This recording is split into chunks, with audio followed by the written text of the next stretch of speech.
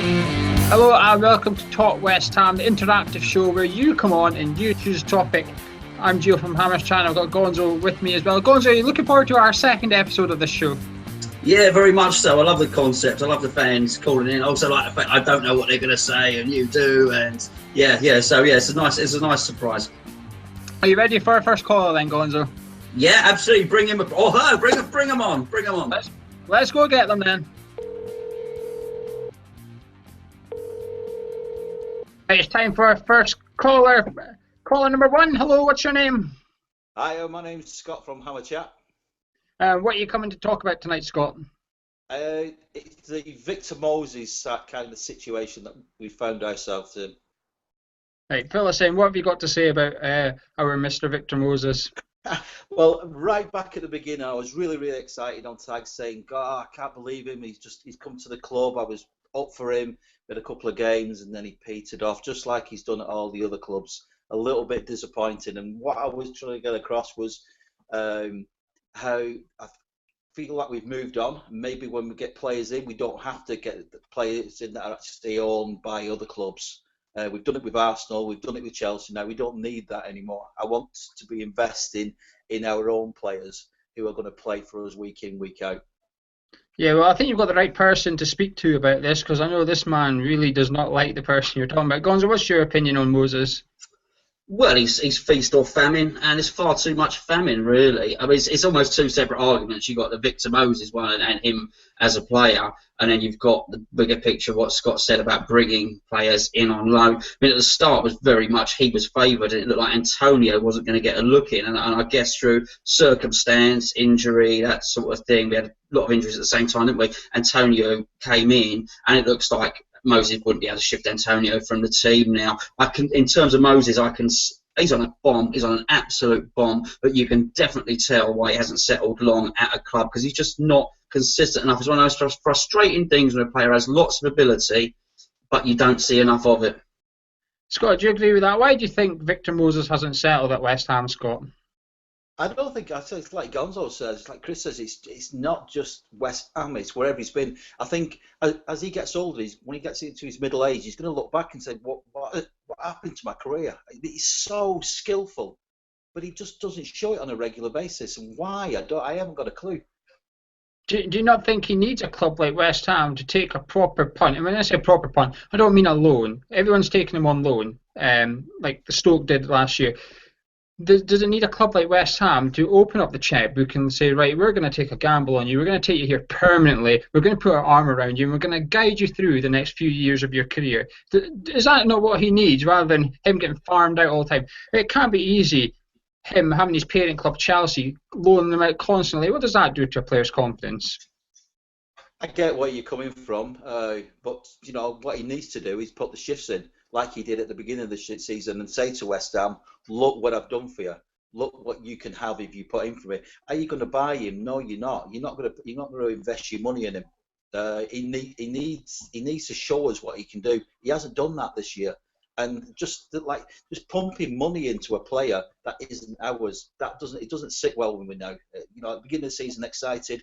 He hasn't come up with the goods. Let's move on and let's not do it again. Gonzo, what do you think about what I've just said there? Do you think he needs someone just to take him in and give him a home rather than as a stopgap? Because that's essentially what he has been. He's can't be one of those players that sits on the bench and gets a game when there's someone injured. I mean, I'm not his biggest fan, but I just think going on loan season after season cannot benefit anyone. I don't care, to be perfectly honest with you. I mean, he's on a lot of money. I think he's probably the top earner in the club at the moment, and a lot of people may be shocked at that because there's a lot of rumours in the press about what players are on, but I think you'll find he's certainly costing us the most. The loan fee's high, the wages are high. What I do question is these players that signed long-term contracts at clubs. We had Jenkins that did the same thing, signed a 5-year contract at Arsenal, he came on loan to us. Moses just done the same thing as well. You have to question their hunger. So does he need a club to invest in? Possibly. Would he go? I very much doubt it. But in terms of the loans, we've got to bear in mind, I think Jenkinson failed as a loan deal this season. Moses has failed as a loan deal this season. But let's not forget what a success the Lanzini loan has been and has now been made permanent. I'm quite sure that if Moses had pulled his finger out, and because it is effort, because if he put half the effort in Antonio did, it would have been a success. If he'd have been up as good in terms of effort as Antonio, then I'm pretty sure we would have made the deal permanent, and I think that's why he doesn't get a permanent deal, and I think he'll be on loan somewhere else next season. Well, Scott, we've got quite a handful of games left. Have you completely given up on Moses, or has he still got a small chance? I know the club have made it clear, it sounds like the club have made it clear they're not going to take him, but Scott, the West Ham fan, have you given up on him completely, or if he had impressed you the next remaining of the season, would you have been prepared to give him another chance? I think with West Ham, yeah, I think he's done now. I think he'll be a bit part player. As a player, he does excite me. He has got skill in abundance. Why doesn't he show it? I haven't got a clue. And maybe it's what Chris said. He hasn't got the hunger anymore. We don't need it. Well, Scott, thank you very much for your call, phoning in and talking to us about Victor Moses. We'll catch you again soon, Scott. Thank you. Thank you. Right, it's time for our second call, and here they come. Call number 2. What's your name, please? Hello, I'm Em. Hi, Em. How you doing? What's your subject? What are you coming to talk about tonight? Well, why it's so different this season, why we're pushing for higher spaces like top 4. What's your opinion on that, Em? Why do you think it is that we are almost on the verge of breaking into top 4? I just think it's that we've come together as a team more. Like other seasons, all the players have some players have been working for themselves. Like the skill level it's all come together really. Did you want Bilic in the summer? Well, yeah, because he knows the club. He is like a West Ham person. He knows the ethos of the club, and he can replicate that in the play. Would you agree if I said, apart from Payet, he's probably the biggest influence in us getting to where we are in terms of the top 4? Could another manager have done what he's done so far this season? I don't think so. I think it's a lot of factors as well. It's not just Bilic. It's we've got all the factors going our way this season. We've got the move to the stadium. We're selling out every game. The 12th man is very much there. Gonzo, do you agree with that? Gonzo, why do you think we are pushing for the top 4 spot this season? I think everything Em said is true. I think the quality in the team is superb. As you know, we've spoken about it before, I only think we're a top striker and a right back away from contesting the top. In fact, I think if Payet hadn't have got his injury, I think there's and also Sacco, I think there's every possibility he would be up the top of the league with Leicester.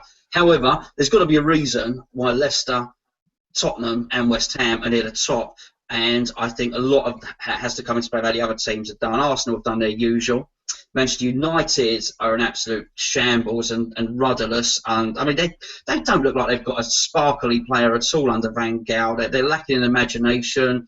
I think Man City made a huge error by announcing they were losing their manager halfway through the season. I think Liverpool have been no better, even though they've appointed a new manager. So I think it's been almost a perfect storm that's allowed Leicester to rise up and us to beat it. But make no mistake about it, we are a very good team.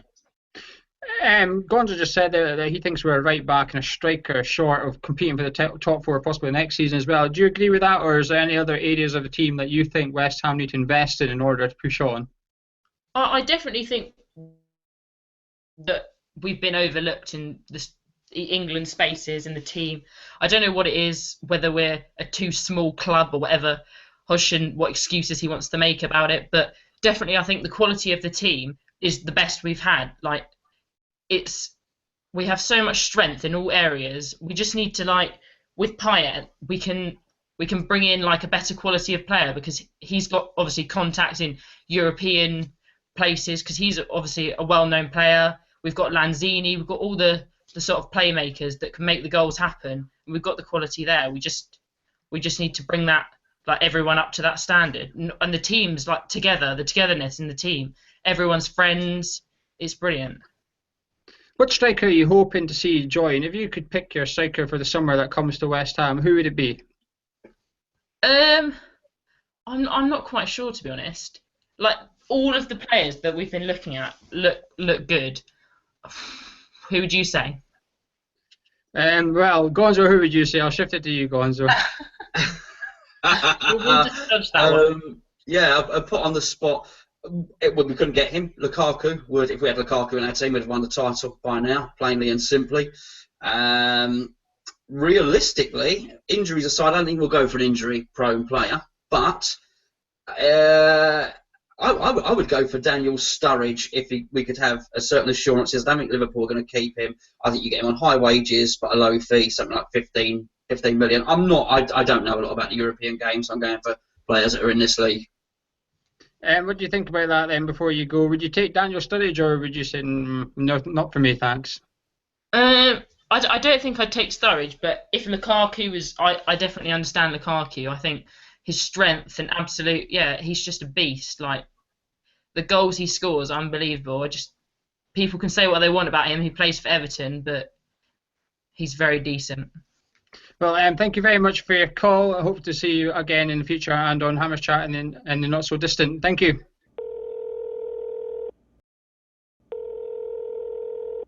Right, it's time for our next caller, and he's on the line now. Hello, new caller. What's your name, please? Hello, guys. You're right. My name's Danny. Danny. What are you here to talk about, mate?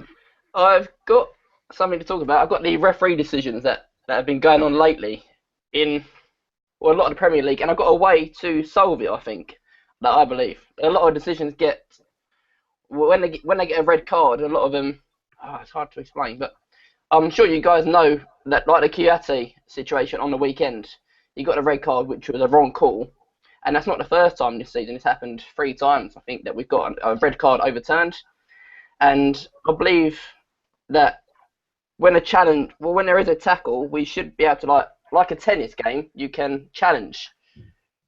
Yeah. So all the players surround the ref, and the ref can only make the decision from what he's seen. But if there was like a video referee on these screens that we've got, maybe there's another referee behind the TV that can actually look at it closer and see what happens and make his decision from there. So, Danny, do you think it's now time, it's essentially time that the Premier League have to look towards video replays in the league ASAP and cut out these decisions? Yeah, definitely time. We should have had it a long time ago. They've got it in a lot of sports now, like rugby and tennis, and football's one of the biggest sports there is. Gonzo, what do you think about this then? It's something we've never really spoke about, Gonzo. We tend to talk about more West Ham specific, but Danny's got a fair point here. We've been on the receiving end of it. Danny's talking about red cards, but we can also talk about penalty decisions and Manchester United's goal at Old Trafford in the FA Cup. There's loads of decisions we've been on the end of, Gonzo. What's your thoughts on video replay? Is it time? Well, listen, I'm a big rugby fan. Love the rugby union, and it works. There's a lot of talk about not doing it in football. The reasoning people come up with is it slows the game down. But believe you me, the game is slowed down at that point anyway, because Danny says people are surrounding the referee. At that point, by all intents and purposes, the game has stopped. I quite like the challenge system because we don't want it to be a free-for-all. So actually, you get it in cricket, whereas a successful challenge is fine. If you get a challenge wrong, one is sort of scrubbed off. I'm not sure the tennis because I'm not a huge tennis fan. But the big thing that would need to happen to make it work is we would have to have more respect for the referee, like in rugby. So what the referee will say is, go away. He'll go on his little thing. He'll say to the video referee, right, okay, I'm not sure about this tackle. Can you give me 2 angles on it, please? And the referee will see it on the screen as well. And the referee will say, okay, I'm looking at that on the screen. I actually think he's gone in one-footed. His studs are not actually up. Can you confirm? The video referee will say, yes, I can confirm. He says, so just in your it's just a foul and not a booking. Yes, I can confirm. It's just a foul and not a booking. For that to happen, the players can't surround the referee. So actually, before that happens, you've got to have some big tough decisions where people are actually given cards just for even confronting the referee. And like in rugby, the referee talks to the captain. Anyone else, you don't open a dialogue with the referee. Danny, let me put you on the spot here. When Payet went down at Old Trafford and everyone said pen, right? I think it split a lot of opinions, whether it was a pen or a dive. What happens if the referee looks at his video and that happens, and he makes a call based on what he's seen, but yet people still disagree with him? Because it will happen. There will be decisions. The referee watches it and he makes the call, and people will still disagree with it, and it might still get rescinded. The referee might watch I mean, we've seen plenty of referees come out and saying that Clattenburg was right to send off Chiati, but however the panel have said no, it was incorrect. So would there still be fault? Because it's not like tennis and rugby where there's a line and the ball's over the line, it's given. If it's not over the line, it's not given. I think that's my take on it that there's a clear right and wrong in tennis, whereas in football, it's not always right and wrong. It's like for handballs, for example. How do you call handballs when a cross comes in and hits someone on the arm? Everyone's got a different opinion. Danny, how do you solve those then? I think I know the Spanish league, they're very strict on what happens. If there's a handball, if it's not intentional or it is intentional, they just give the handball straight away. And if it's a tackle and it looks quite malicious, but it isn't, but they give the free kick straight away, and it stops a lot of things. Like in the Premier League, there'd be a lot of opinions, won't there? Like you said, where people would believe that should be a free kick, but it isn't, or a penalty. But in the Spanish league, they're quite consistent with their referees, and they just blow for a lot of things. And I think if the referee we blew the whistle for a lot of stuff, then like being more consistent. So before you disappear, Danny, would you agree if I said the referees carry a lot of stick and they've actually got the hardest job in football? Yeah, definitely. It is the hardest job in football. Well, Danny, thank you very much for your call. Appreciate you giving us a ring anyway, your opinions. And it's going to be interesting to know if people agree with you or not. Anyway, that was a fantastic topic. So thank you very much for that, Danny. Cheers, Danny. Right. Thanks for having me on here. It's been Thank you. great fun. Take care. See you later. Bye.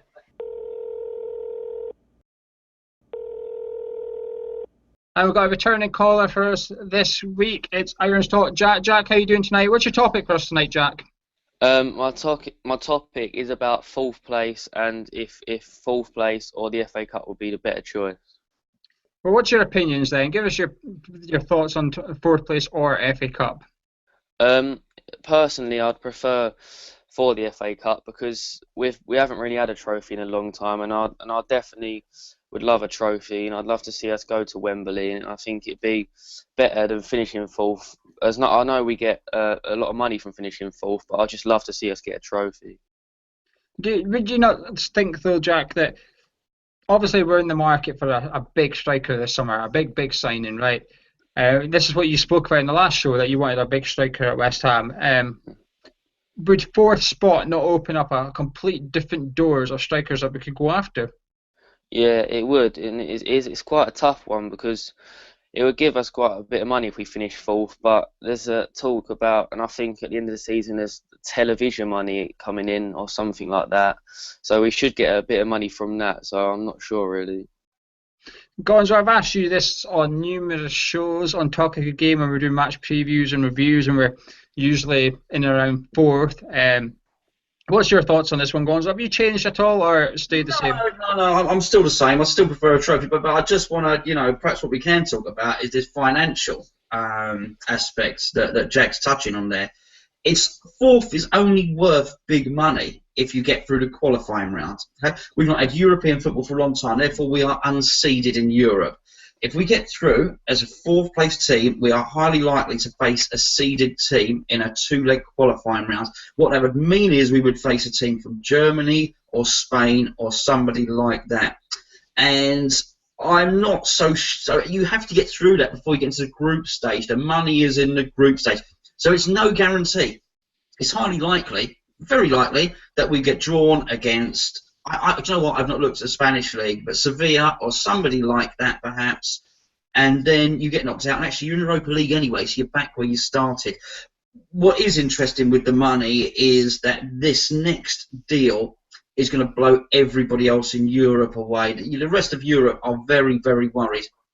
We look at a list of all the teams in the European rich list, and at the moment I think you'll see us 18th. Next year, I think you'll find every single Premier League team will be up in and around the top. Actually, you'll even find a team like Stoke City will be richer than Inter Milan, clubs that are traditionally very, very rich. So actually that Champions League, a lot of players these days move for money, so I think we'll be able to attract them anyway. And don't forget, Payet is going to be a big attraction. So only if we qualify for the group stage is that fourth place that important. Well, let's flip it back to the FA Cup then, which you're both wanting. Jack, we play Manchester United on Wednesday night at Upton Park, last ever FA Cup game there. Are you confident going into this fixture? Yeah, I am, because I feel like we've got this home run at the minute at the Bowling, and I think we can keep it up because FA Cup, I think that is our priority this season, and I think there's nothing really stopping us, and I think we are going to progress, and I really hope we get to the final in the FA Cup. Jack, before you disappear, let's ask the big question. Is it possible that West Ham could win the FA Cup and still finish fourth? Would that be would that be just the same for us as it is for Leicester almost winning the league in a way, that we've got two prizes essentially compared to their one? Yeah, definitely. Because I'm confident this year because we've got a big squad as well. You've got a thing. We've got a massive squad, and I think we can cope with an FA Cup and finishing fourth as well, because we've got a big squad, but we've got quality in the squad as well. Well, Jack, thank you very much for your call. No doubt we'll see you on shows in the future again, but thank you very much. Take care. Thank you. Cheers, Bye. Jack.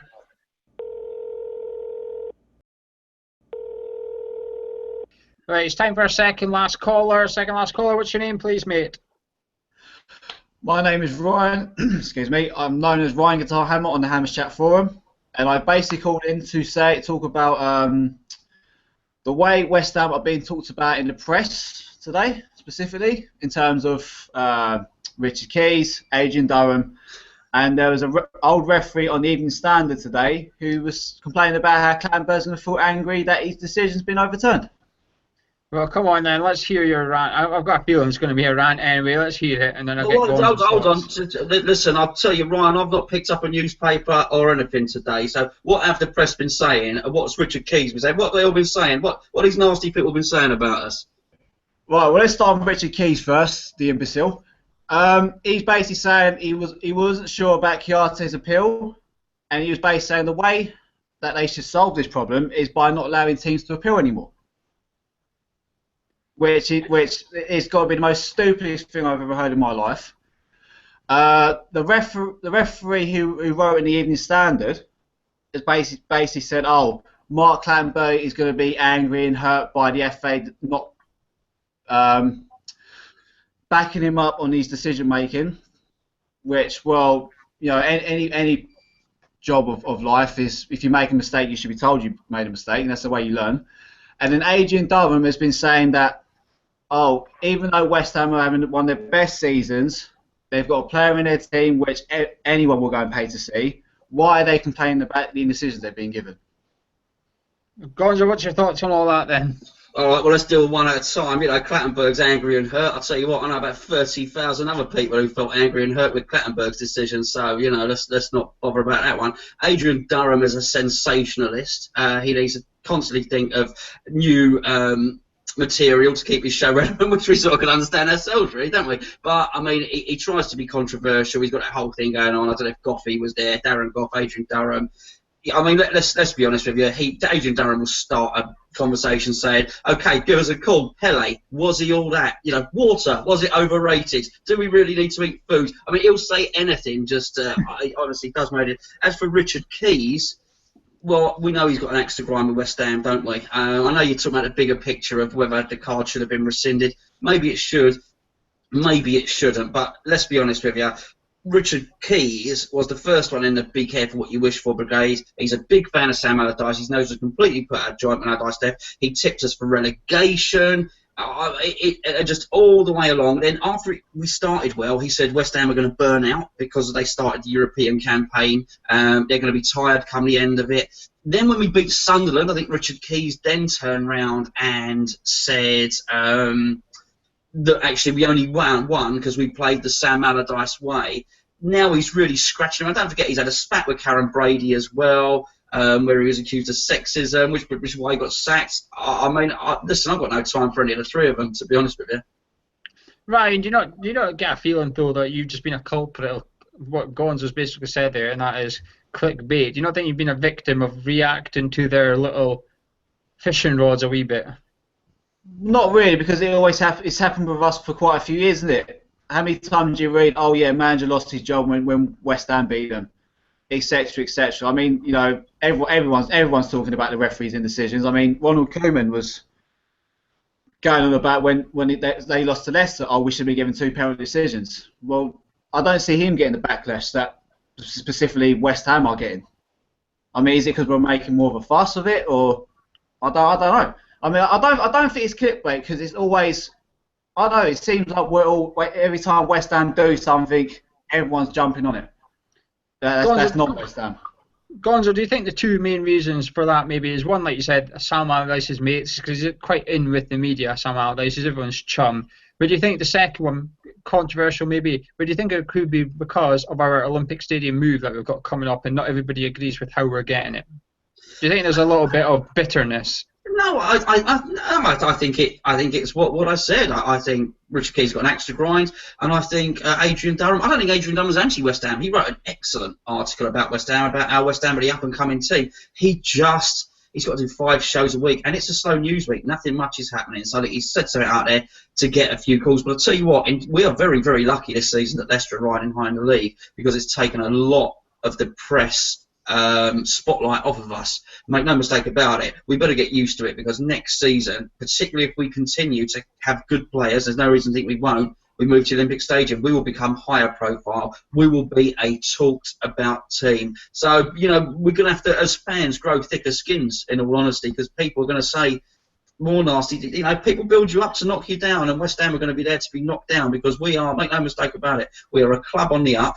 And it has people in fear. That's why Daniel Levy contested the Olympic Stadium. People are starting to fear us. That's why they talk about a European Super League, not just us, Leicester. The big clubs are fearing it. So we're going to get attacked, but we've got to take it on the chin and know that we just support our club, really. Well, Ryan, before you disappear, last question for you: are you looking forward to making these pundits and journalists eat their words? Yeah, but I'll leave that to British to do. Because he'll be the one with a smile on his face in the end, and everyone will have to watch that instead of watching me. Well, Ryan, thank you very much for your call and bringing up that topic for us as well. Cheers, thanks for having me.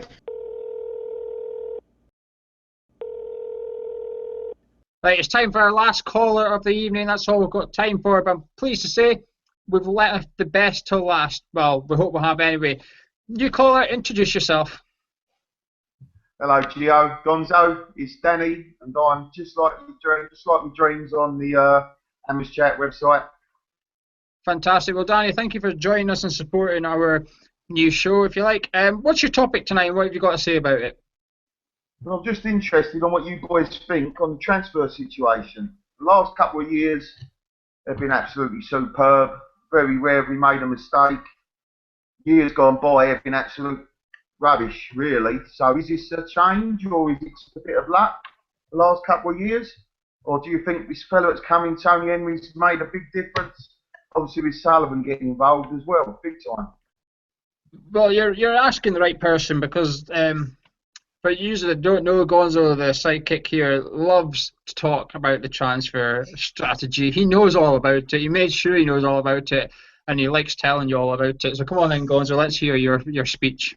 Yeah, well, it's nice to have Just Like My Dreams on because we've interacted with him a lot. It's the first time I've seen him. We interact a lot with him. We see him a lot on the forum, don't we? So nice to have you on, mate. In terms of the transfer structure, it's not accidental at all. This is very, very well planned. If you remember, before Allardyce, the end of Allardyce's 3rd year, the board came out. There was a big meeting at Sullivan's house, and the press were outside. And what they said was they come out and they made a statement. They basically said the board will be taking more control over transfers.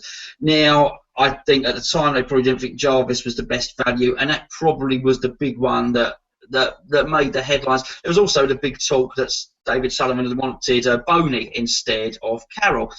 I think the thing that really tips it over the edge were the Maiga and Diarra, because combined they cost about $9 million, and it looked like Allardyce didn't have any intention of playing them whatsoever. So what has happened now with basically Sullivan taking director of football role and Tony Henry the head scout, it's very, very different. I mean, who have you particularly been in, aside from the man himself, who's been particularly impressed you, Danny?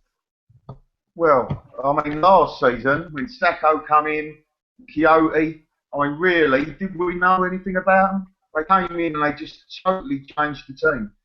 You've also got people like Valencia. I thought at the start, I know he's gone off the boil now, but when he first came in, him and Sacco together at the start of last season, it was like a different world, I thought. And he's gradually fell off a bit there, and but it was superb to start with. And now you look at this season, I mean, Lanzini and Payet, oh, mate, what can you say about them two? Absolutely superb. Really is. Really is. Danny, do you worry that obviously everybody's going to know now that West Ham have become a lot more astute in the transfer market? Do you worry there's going to be a lot of rival clubs looking at us thinking, what have they done? How are they doing it? And who are they going after? And trying to get one step ahead and going after our transfer targets? What worries me most, Gio, now is we no longer look to a small club again. We're starting to be looked at a bigger club in the Premier League. We're now going to be paying a lot more money for players, and you ain't going to find these bargain players we've been getting as often. There's a lot of clubs that are going to look at what we've done, and if they are out there, we're not going to be the only ones that are contesting for them. How we've managed this has been superb. I just can't see how we can carry on doing it. Pulling players out of the bag, the money we spent is peanuts compared to some sides, or most top sides in there. Yeah, definitely. Let's take another look at the transfer market. What's interesting me is all this talk. It looks like we're going to sign Martinez from Valencia. However, what's interesting me the most about this is it sounds like our chairman didn't even know we were signing him until he was practically done. Gonzo, does this impress you that just how well set up our recruitment is now that Wesley and that's gone out? Wesley and Henry have gone out themselves and identified us, and they've been trusted to sign this guy, and the chairman doesn't know until the 12th hour. Well, I'll tell you a little story actually, and it was something that someone, I think we could say it was Jack Sullivan, told us at the start of the season. At the start of the season, Samuelson played in a friendly against Peterborough. He was absolutely sensational. David Sullivan, a chairman, came down and he said, "Who is that? He's fantastic." And it was quite telling. And Jack quite honestly said, this is. My dad was just so impressed with what the scouting team he'd put in place had done. He didn't know. He had to ask Terry Wesley and Tony Henry who this guy was. So I think there's a big thing in that. There's obviously a big element of trust. So I think obviously we know Mr. Sullivan was heavily involved in the Sacco transfer and the big transfers he gets involved with. But these younger players, I think he's trusting his scouting system. I think, so in terms of what you're saying about the other clubs looking at us, I think they must do. Liverpool think nothing about spending £35 million on a player. And I'll tell you what, they haven't got one player that looks like he's worth £35 million, if you know what I mean. Whereas we will spend little bits of money, Kiate, 7 million, 3.5 million, Sacco. You can look at the big ones and you can, you look at everyone, the attention will be taken by Payet, of course, but there's a whole 7 million, Antonio, there's a whole series of other transfers. It's very, very impressive. Other teams may look at us, but I'm not sure they can copy what we're doing because we've got a team of guys that have a real nose for a player. Danny, what do you think about the youth team structure there? Because when Steve Potts and Wesley took charge, they got rid of a lot of players and they've almost rebuilt that youth team. And it sounds like we're going to be letting the likes of Elliot Lee and that go in the summer and saying enough's enough. Do you think the success of the main team has taken the pressure off the youth team and allowed them to go and be successful? Because they're having a really good season this year. I just hope there's some players in the youth team that do make it through into the first team. I think nowadays it's a lot harder for a player to come straight from youth team into the Premier League. They often go back a few steps and work their way back in. Now, whether that's going to be a case with some of our players, get the odd Reece Oxford come through, but even Emily Reece, he had a great game against Arsenal, but he's had to drop back again now and start a rebuild. Now, is there anyone else who's going to be coming through? Only time's going to tell, but I think it is a hell of a lot harder, especially now we're moving on to a better level. They're going to spend more money, they're going to have better players coming in. These youth players are going to be something special to work their way into the first team now, I think. It's a shame, but it's the way it is in football. Yeah, I think the Europa League, if it looks like we're going to qualify for Europa League, I'd be disappointed if we did it. I think Europa League could open up the door for the youth players, to be honest with you. But if we make it to the group stages, we might have a few games where we can throw in the likes of Samuelson and Oxford to bulk out the squad and start an 11 even. Danny, before I say goodbye to you, let's ask you the main question then. Who are you wanting to see us sign this summer then? Who's top of Danny's wish list, please, Mr. Bilic? I said Lukaku, but I don't think it's going to happen. Oh, well, I mean, that's hard. I mean, we're looking up now. We are looking at better players, and it's got to be a striker coming in. That's 100%. We definitely need someone else coming in at right back and possibly centre back. I mean, we signed Colin on another 2 years, but Colin's got 2 years max left in him. He's been great for us this year, but I think even he'd admit after 2 years' time, you're going to have to be looking at centre backs again. The midfield, I think, is more or less sorted. You go throughout midfield now, there's people challenging for places. You've got Obiang here, waiting to get in, waiting to get a chance. Noble's playing well, he's still only 28. Quixote's there. You've got Lanzini, you've got Payet, you've got people like Song who can't even get in the team. Now, you say that, it just shows how much you've got in that midfield, doesn't it, really? But, Yeah, fantastic. Well, that's all we've got time for tonight, but I think I was right when I said we saved the best to last. Danny, thank you very much. That was a fantastic call. Really appreciate your topic as well. But thanks again, Danny. Keep in touch and we'll see you on the forum. thank you very much. Speak to you later. Cheers, boys. Cheers, Danny. Cheers, mate. Well, that's us out of time, but if you would like to get involved in future on Talk West Ham, it's very easy. All you have to do is get in touch with us. You can email us at hammerschat@gmail.com. You come onto the forum at hammerschat.com. We've got Twitter at hammers_chat and facebook.com/hammerschat. We also, as I mentioned, we've got our forum, which is 100% free, so come chat with your fellow fans. If you want to keep your eyes out for the latest West Ham news, it's claret&hugh.info. All the links are below in the YouTube description, and make sure you subscribe. Gonzo, that's the second episode coming to an end. Did you enjoy that one? I did thoroughly enjoy it. Ever so nice for everybody to call in. But I'll be honest with you, I ironed this Dimitri Payet t-shirt. I spent ages doing it, and nobody discussed Payet. I might as well have worn a flaming Richard Keys t-shirt, to be honest with you. Not that I've got one. Hopefully next time someone will speak about Dimitri Payet. But guys, thanks to all our guests for calling in, and thank you at home for watching. We've been Hammers Chat, and this has been Talk West Ham.